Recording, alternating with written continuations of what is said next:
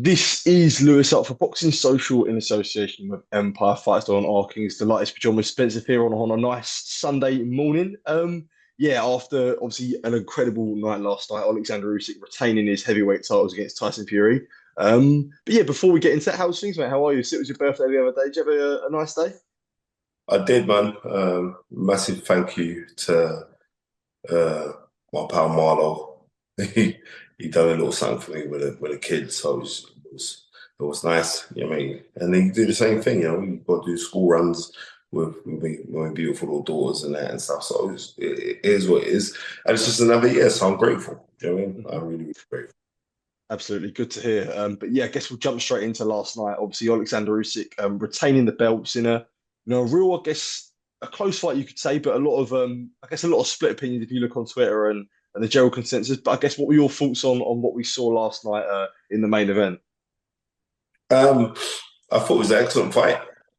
I thought, regardless of the result, Tyson Fury should be commended, especially how he got hurt badly in the last fight, how he boxed, how he implemented the jab. I thought Tyson Fury implemented a superb jab, you know. But sometimes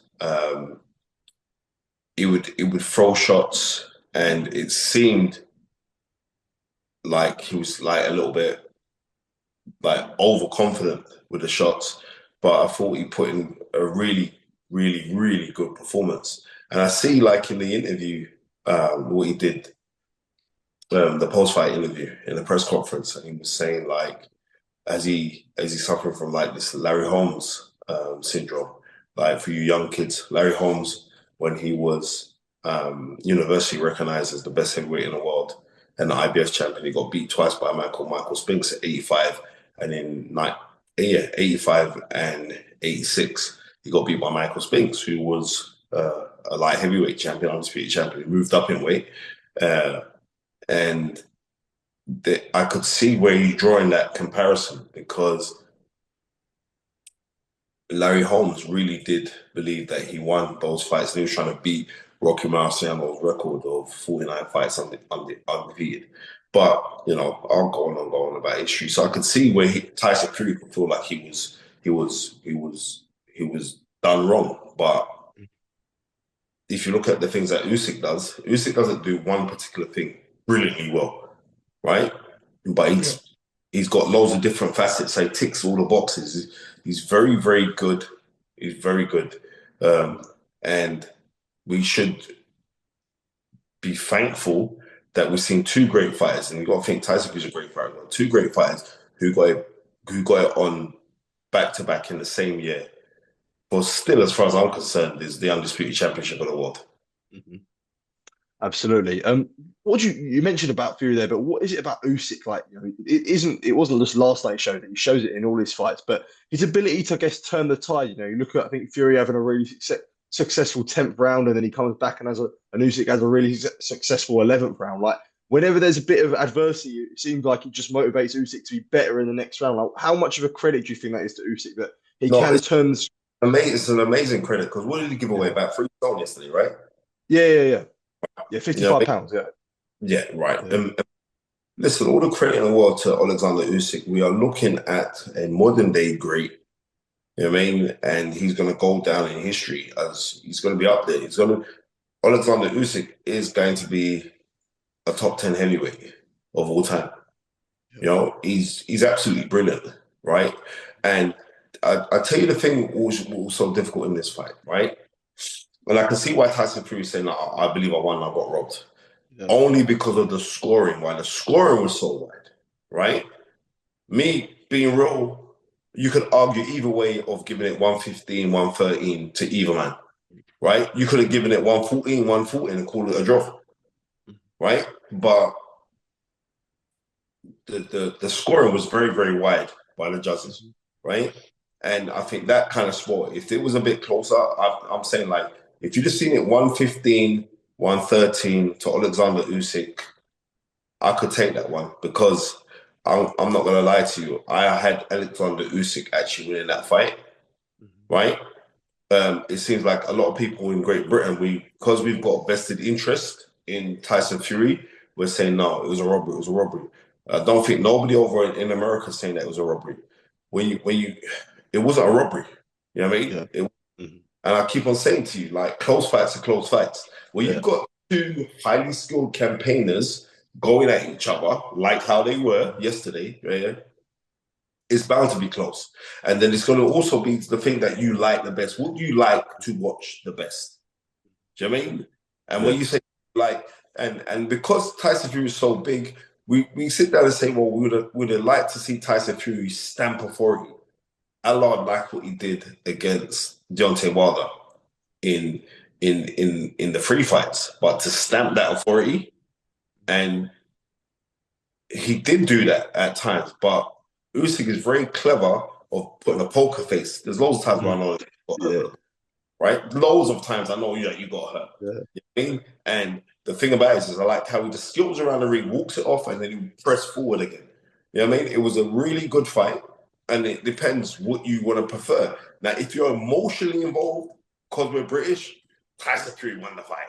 You know what I Yeah. mean? But Mhm. if you're emotionally involved to the histrionic standpoint of professional boxing, right, Mhm. then the right man got the decision, Mhm. right? Yeah. There was no robbery. It was a close fight. And the thing is this, and I'm close to the Fury camp, right? Seriously, and I've got a lot of time for Spencer Brown and all the rest of it. It was a close fight, but you have emotional vested interest in it. Me and Twin did a watch along yesterday, right? So yeah, and I mean, I flew out for a couple of days and I flew back in. Everybody thought I flew out to Saudi, I didn't. I thought you did. Yeah. I thought you did as well. Yeah, Yeah. away for a couple of days just to chill and then came back, spend my birthday with my family, right? So, but if you watch it, it was a close fight. But did Tyson Fury really take the ball by the horns, right? Tyson Fury was the one that looked visibly hurt more so Yeah. than Oleksandr Usyk, in my opinion, right? So close fights are close fights. But I'm going to be real with you. I would like to see that a third time because it was such an Okay. entertaining. And the nicest thing is this: it was a purist fight because of the skill level and the IQ level that was administered and demonstrated by both men. It was a fantastic fight. But it wasn't a robbery, but I could see why people could say Tyson Fury won the fight. Yeah. Just sort of just touching off there actually about the scorecards. You obviously said it wasn't a robbery, and do you think it is a case though? Because I think I tweeted after round 10 because there's a lot of close rounds there that could have gone either way, and I thought the scorecards were going to be sort of there's going to be some disparity all across the cards, but was it surprising to see that every judge had it the same at 116, 112? You mean well, you got to think like 116, 112, yeah? Mhm. That's wide. That's Yeah, 8-4, right? It wasn't 8-4. No way. yeah, I'm just gonna be real. It was 8-4. What were they watching? You know what I mean? hmm It wasn't, but you know yeah, what? I'm like, but the worst thing was this: the AI judge, yeah, yeah, right? And it 118, 112, right? yeah. 2 10 10. Right. And this is what I'm trying to say. Like that AI judge had the virus. Do you know what I mean? Seriously. Yeah. AI judge had COVID because there's no way on. Come on. Do you know what I mean? Yeah. hmm hmm for yourself, Spencer, there, when it comes to greatest heavyweights of all time, Alexander Usyk probably doesn't have the depth of he doesn't have a long list of resume in terms of who he's beaten at heavyweight, but the guys he's beaten have been the elite of the elite. Do you think that's enough for him to have a conversation to be one of the best ever, or would you sort of prefer someone who you look at the guys who've No, been doing it for like decades? it's not. When we're saying like, oh, regard, you have to look at when we're accumulating everything about Alexander Usyk, we got to see like what he's done in the amateurs, right? Hmm. World Games, Olympic Games, right? What he's done as a professional in the cruiserweight division, undisputed cruiserweight champion, right? Then we have to see what he's done at heavyweight. And when you take the scalp of someone, you're also taking the notoriety of who they've beaten, right? Hmm. Right? He beat Anthony Joshua, who was beating Klitschko, who was beating Parker, right? Don't just seriously, who you know what I mean, right? He's taking the scalp of Tyson Fury, who's beating Klitschko, who's beating Wilder. So he's beaten men that are the best of their generation, who have beaten guys who could have been deemed as the best of their generation. So he's taken those scalps. So he's got to be lauded. He's got to be up there. I'm just going to be. He has to be up there, right? You see, the thing with Usyk is this: Usyk is very good at 9 out round. You know what? I think I'm losing this round, and I got to do something. I think I've put a little bit of sprinklers on it. He's similar to, I would say, what Usyk did yesterday was similar to April of '87, Sugar Ray Leonard, Marvin Hagler. But the difference is Leonard was throwing flurries to steal the rounds. Yeah. Usyk was throwing hard punches to impregnate the mind of the judges. And that was the difference. But Tyson Fury, I'm going to say again, boxed superb.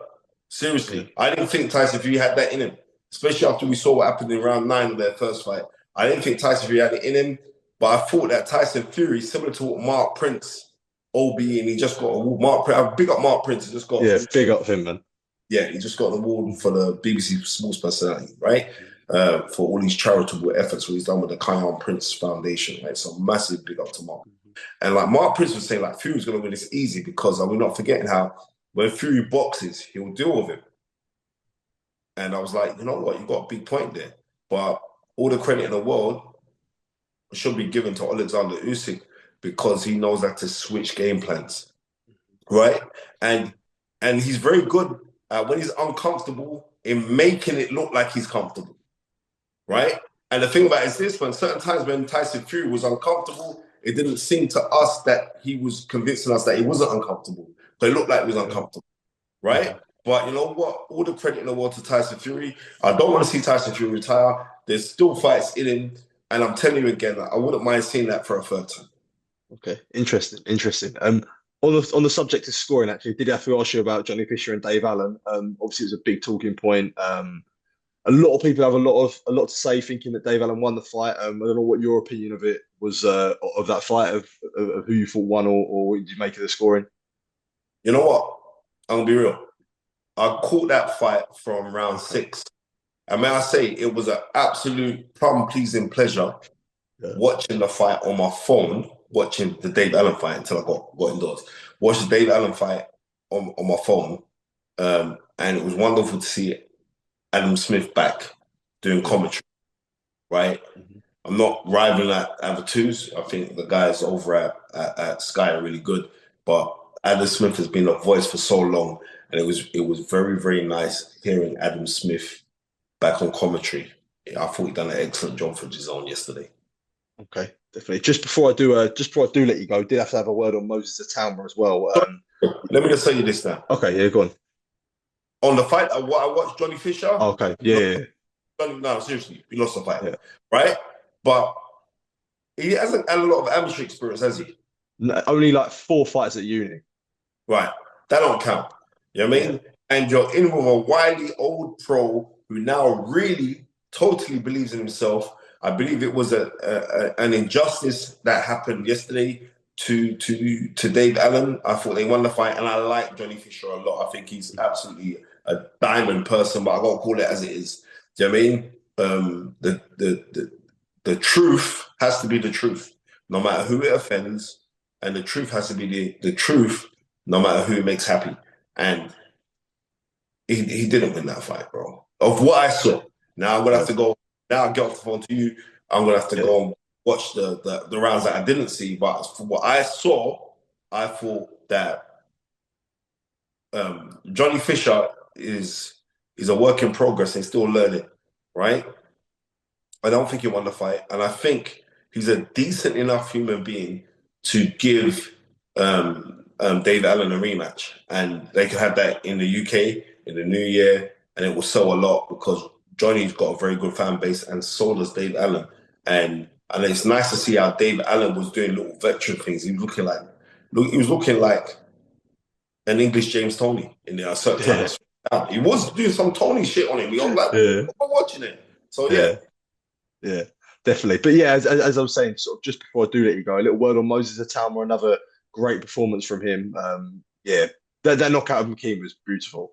listen to me. I want everybody to understand this, yeah? Understanding investing in body shots, right? Especially with the jab downstairs. And he's doing it from a southpaw position. So as he's doing it from a southpaw position, right? And he's trying to jab downstairs, he can be caught with a left hook, right? Could be. And I like the way how he rolls out and he comes over the top with his with his left hand power shot.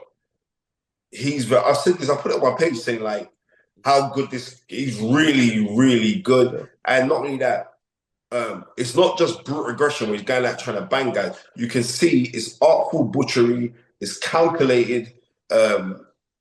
Francis Warren, as I said already, he's got a future heavyweight champion on his hands, no doubt.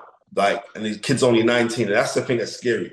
He is only 19. Yeah. And he's doing that. He's only 19. And we've seen Kern in was Keane? Kern? What's his name? McKean. McKean, yeah. McKean, right? So yeah. We've seen McKean when he fought Flip Hrgovic, right? He gave Hrgovic a hard fight. He fought Parker, didn't he? Right? Mm-hmm. The kid can fight, man, right? And so for you to go and do that in one round, seriously, like, that's superstar written all over him. Yeah. And he's a fantastic fighter and a really nice kid as well. And I have to give him a big up because he gave out a couple shout outs for the Almadina charity a few times to help us. So big him up. I've got so much time for him as well. Really, really good fighter. And it's scary. It is, when you think about it, it is scary because the kid's only 19. Scary. Superb talent. I'd like to see him fight Charles Martin next, you know? Okay. Yeah. That's the fight. I remember I put that on my page a few months ago. I'd like to see him with Charles Martin because you're gonna say, well, where does he go? He's just beaten like a guy's a fringe contender in classic style. Where does he go from here? Listen, man, the stars are the limit for him. Trust me, that guy's gonna blow. Yeah, nicely put, and I definitely agree. Spencer, as always, mate, a real pleasure taking time to speak to you. Always massively appreciate it, mate. And enjoy. And I wish you and everybody else who tunes into to Boxing Social to have a really, really pleasant 2025. Perfect. And you too, mate. Really appreciate it, mate. Thank you, mate. Cheers.